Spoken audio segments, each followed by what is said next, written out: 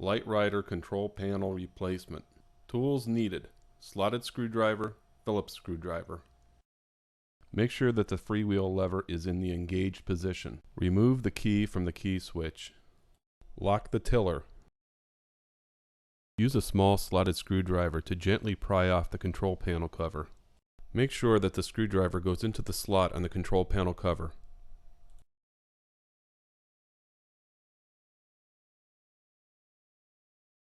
Use a Phillips screwdriver to remove the 4 screws that fasten the control panel to the tiller.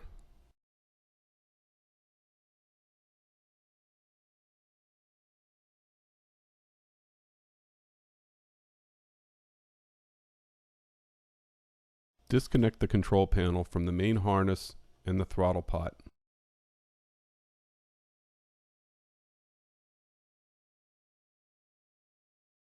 Connect the new control panel to the main harness and the throttle pot.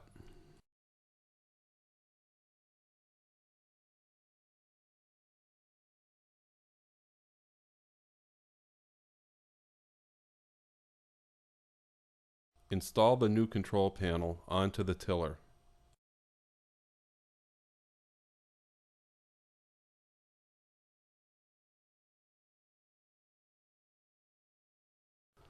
Reinstall the control panel cover.